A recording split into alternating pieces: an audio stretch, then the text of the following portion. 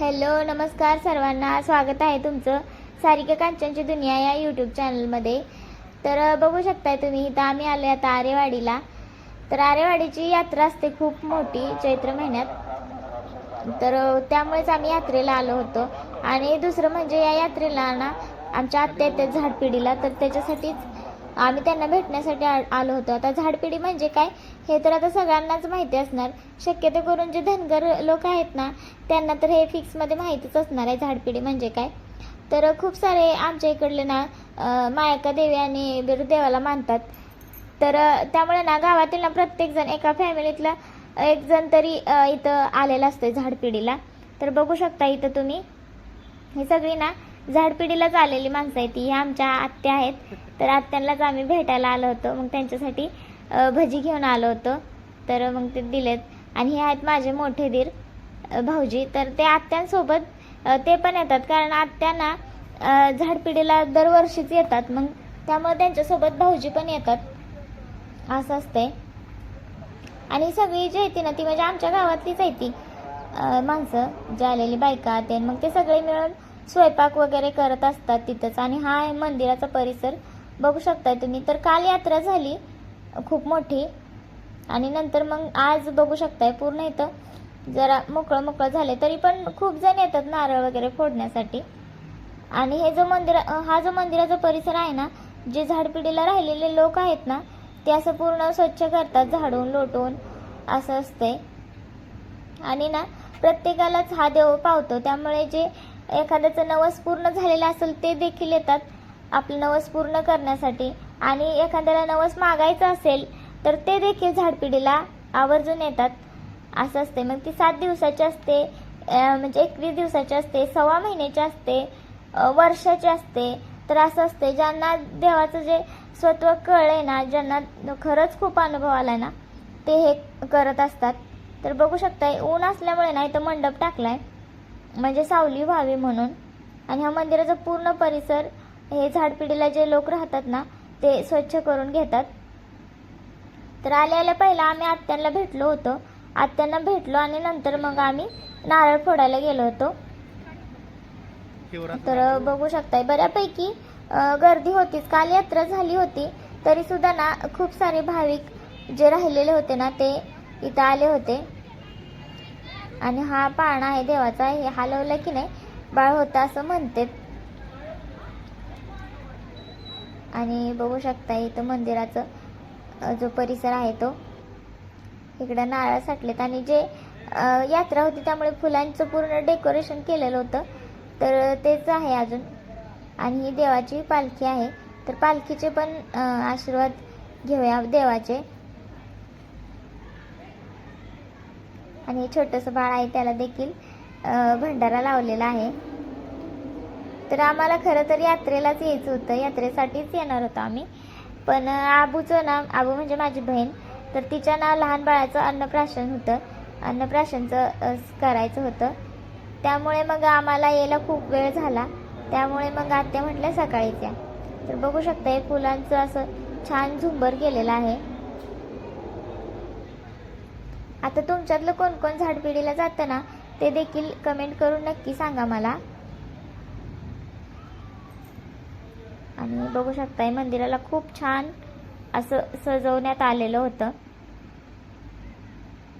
आणि झाडपिढीला जे राहतात ना ते सगळं पूर्ण हे मंदिर स्वच्छ करतात। सकाळी पहाटे जातात ते, संध्याकाळी सकाळी पहाटे एकदा झाडून वगैरे काढून घेतात, आणि नंतर मग संध्याकाळी अजून 4-5 वाजता परत अजून झाडून काढून घेतात।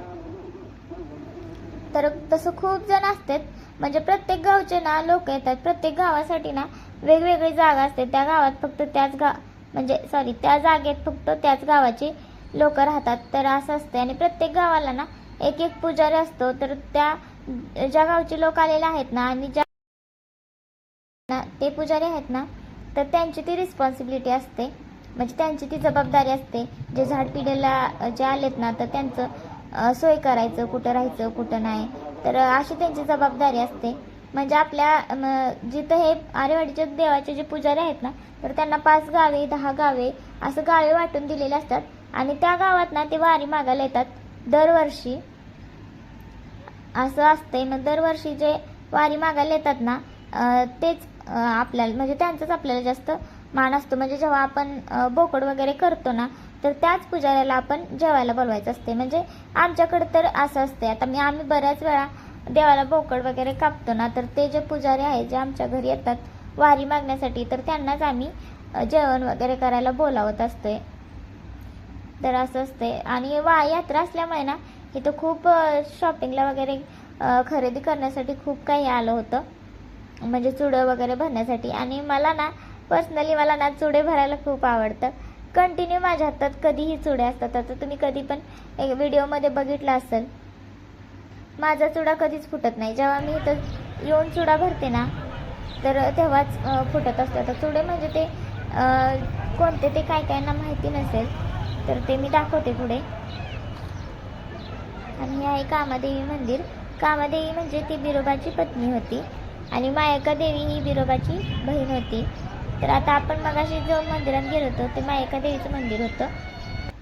तशी इथं बरीच मंदिरं आहेत वेगवेगळ्या देवांची, पण मुख्य म्हणजे मायका देवी, कामादेवी आणि बिरोबा. म्हणजे असे 3 नारळ फोडले जातात इथं.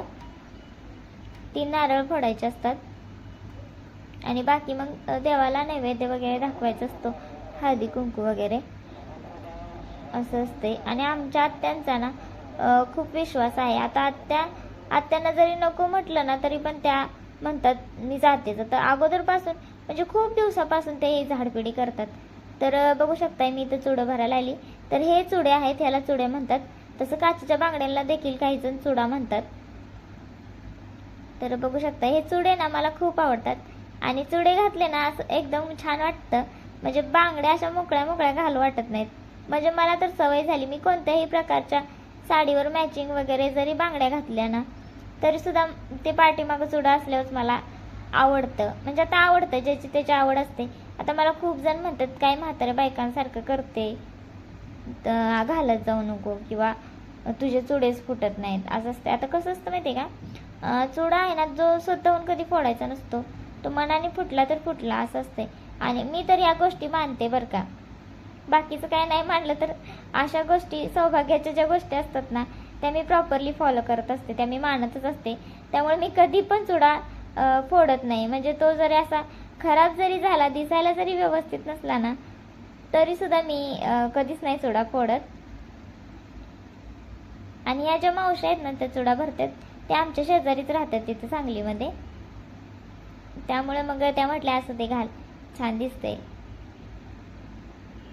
भरलं तुझं वारग तुझं भगत आल्यात सारग, भरलं तुझं वारग तुझं आराधी आल्यात सारग, भरलं तुझं वारग तुझं आराधी आल्यात सारग. एका एका परडीसाठी मन माझं तुटते, एका एका माळेसाठी मन माझं तुटते. जवा बघशील तू माझ्याकडे मला चिंचणीला गेल्यासारखं वाटते. जवा बघशील तू माझ्याकडे मला तुळजापूरला आल्यासारखं वाटते. जवा बघशील तू माझ्याकडे मला मायवाला गेल्यासारखं वाटतंय. जवा बघशील तू माझ्याकडे मला चिंचणीला गेल्यासारखं वाटतंय. भरलं तुझं वारग तुझं बघत आल्यात सारग, भरलं तुझं वारग तुझं आराधी आल्यात सारग, भरलं तुझं वारग तुझं आराधी आल्यात सारग. एका एका निवदासाठी मन माझं तुटते, अगं बया एका एका निवदासाठी मन माझं तुटते.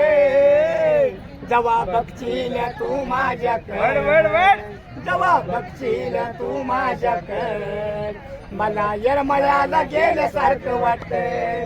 जवा बघशील तू माझ्याकडे मला सौंदतीला गेल्यासारखं वाटतंय. जवा बघशील तू माझ्याकडे मला चिंचणीला गेल्यासारखं वाटतंय. जवा बघशील तू माझ्याकडे मला मायवाला गेल्यासारखं वाटतंय. तर अशा प्रकारे ना ही सगळी झाडपिढीला जी लोक येतात ना तर असं ते गाणं वगैरे म्हणतात दिवसभर. तर खूप देवाची गाणी वगैरे म्हणतात. तर त्यातलं थोडंसं शूट करून मी तुम्हाला दाखवलं होतं. तर नंतर आत्यांची इच्छा होती की मी सगळ्यांसाठी काहीतरी घेऊन यावं. पैसे त्यांनीच दिलं होतं पण त्या म्हणत होते की म्हणजे आता कसं जेव्हा आपल्या सासूबाई बाहेर जातात ना तर प्रत्येकाला ओढ लागलेली असते आई काहीतरी आणणार आहे. म्हणजे आमच्या जावेच्या मुली, जावेच्या सुना, म्हणजे आता आमच्याच सुना आम्ही सगळे, तर सगळ्यांनाच वाटतं ना आता आत्या गेलेत काहीतरी घेऊन येणार आहेत. त्यामुळे मग आत्यांची इच्छा होती शॉपिंग करायची, पण आत्या ते पायामध्ये चप्पल नाहीत घालत ना झाडपिडी पूर्ण होस तर. त्यामुळे मग आत्याने माझ्याकडेच पैसे दिले होते आणि मला म्हटले होते की सगळ्यांसाठी तू काहीतरी एक एक घेऊन ये म्हणून. तर त्यामुळेच मी इकडं घ्यायला आले होते. तर बघू शकताय खूप मोठी यात्रा होती आणि खूप सारे स्टॉल्स इथं बघायला आले होते. त्यामुळे मला काय सुचत नव्हतं नेमकं काय घ्यायचं म्हणून. त्यामुळे मी इथं घेतलं बऱ्यापैकी. त्यामुळे आत्या म्हणत होते की सगळ्यांना, म्हणजे त्याने अगोदर मला सांगितलेलं चापच घेऊन ये म्हणून केसातले, ज्यांचा यूज सारखा होत असतो. बाकी मग गळ्यातलं वगैरे असलं तर ते काय आपण कधी तर घालत असतो, गळ्यातले कानातले असं असतं. त्यामुळे त्या म्हटल्या होत्या चाप घेऊन ये म्हणून, असं त्यांनी सांगितलं होतं. तर बघू शकताय खूप छान मंगळसूत्राचे वगैरे व्हरायटी होत्या, कानातले वगैरे खूप छान होते. पण आता आपण ना 2 यात्रा फिरलो होतो, त्यामुळे आपल्याकडे बराच स्टॉक होता यात्रेमध्ये शॉपिंग केलेला. आमच्या गावची पण तांजायची यात्रा होती, तर त्याचं देखील भरपूर शॉपिंग केलेली होती. आणि नंतर मग आता बनपुरीतली यात्रा होती, त्याच्यात पण शॉपिंग केलेलं होतं. त्यामुळे मीच कन्फ्यूज झाले होते नक्की काय घ्यायचं. आणि आपलं बायकांचं कसं असतं, जेवढं घेईल तेवढं आपल्याला कमीच वाटत असतंय. त्यामुळे मी हे चाप घेतलं होतं, बघू शकताय तुम्ही, सगळ्यांना एक एक द्यायचं असं म्हणून. आणि नंतर मग अजून मला काहीतरी घ्यायचं होतं, पण तसं सगळं छान छान दिसत होतं, काय घ्यावं कळत नव्हतं. माझ्यासाठी मी बांगड्या घेतल्या होत्या, पण कांचनसाठी बांगड्या घ्यायचं असं म्हणणं होतं. पण कसं होतं, बांगड्या कधी तिला लूज होतात कधी टाईट होतात. त्यामुळे मग मी बांगड्या घ्यायचं कॅन्सल केलं. म्हटलं जेव्हा ती येईल तेव्हा, तसं आपण शॉपिंग आधीमध्ये करतच असतोय, त्यामुळे म्हटलं परत घ्यायला येईल. त्यामुळे मी दोघींसाठी ना 2 कानातले घेतले. तर हे जे घेतले ते एक घेतलं होतं आणि अजून एक घ्यायचं असं त्यासाठी मी बघत होते कानातलं. तर कानातलं पण 50 रुपयाला एक होतं. आता यात्रा असल्यामुळे ना तसं स्वस्तच होतं, नाहीतर जर आपण असं एरवी घ्यायचं म्हटलं तरी 100 रुपयाच्या खाली कानातलं नाही भेटत कुठलं. तर 50ला एक कानातलं असं, मग 2 कानातल्याच्या जोड्या मी घेऊन आले होते माझ्यासाठी आणि कांचनसाठी. तर बघू शकता काल नाही सगळी इथं बोकडं नुसती होती शिजायला नवसाची इथे. त्यामुळे मग आता इथं मी आले आणि पहिल्यांदा आत्यांना दाखवलं काय काय आणलंय ते. मग आत्या म्हटल्या असू दे छान आहे म्हटले. आणि हे 2 कानातले होते माझ्यासाठी आणि कांचनसाठी आणलेले, मी आणले होते. आणि आत्यांनी चाप आणायला लावलेले, ते चाप आणले होते. आणि ह्या बांगड्या आणल्या होत्या माझ्यासाठी. आणि पलीकडं आमचं भाऊजी आहे इथं, भाऊजीला पण मी दाखवत होते काय आणलंय म्हणून, काय काय आणलंय ते. खरं आईचा जीव ना सगळ्या लेकरांसाठी ना म्हणजे असं ओढ असते आईच्या जीवाला की कुणाला काय घ्यायचं कुणाला काय घ्यायचं असं असतं. आता ते येताना ना सगळ्यांना म्हणजे म्हणतात काय आणायचं आहे काय आणायचं आहे. आता त्या बसूनच असतात, त्या जास्त काय करत नाहीत, तरी पण त्यांची इच्छा असते की सगळ्यांसाठी काहीतरी थोडंफार तरी करावं. त्यामुळेच त्यांनी मला पैसे दिले होते आणि सांगितलेले की सगळ्यांसाठी यातून तू काहीतरी घेऊन ये म्हणून. कसं असतं ना, गोष्ट ती वस्तू छोटी असते ना, पण देणाऱ्याचं मन खूप मोठं असतं, त्यामध्ये खूप सारे आशीर्वाद असतात जो आपल्याला तो गिफ्ट देतोय असं त्यांचं. तर असं असते. मग त्यामुळे आत्यांच्या त्या चापांची ना खूप मोठी किंमत आहे आमच्या सगळ्यांसाठी. तो चाप म्हणजे ना त्यांचा आशीर्वाद आहे आणि यात्रेने काहीतरी त्यांनी आणलंय याचा खूप आनंद असतो आम्हाला सगळ्यांनाच. आता मी तर सध्या नसतोय आम्ही गावी, त्यामुळे त्यांनी इथंच दिलं, आमच्या दोघींसाठी होतं ते. आणि नंतर मग आम्ही अजून थोडा वेळ गप्पा मारल्या त्यांच्यासोबत आणि मग घरी आलो. तर कसा वाटला हा व्हिडिओ ते कमेंट करून नक्की सांगा मला. आणि झाडपिढीविषयी तुम्हाला आधी काय माहिती होतं का ते देखील कमेंट करून नक्की सांगा. तर बाय बाय, भेटूया आपल्या नेक्स्ट ब्लॉगमध्ये. धन्यवाद.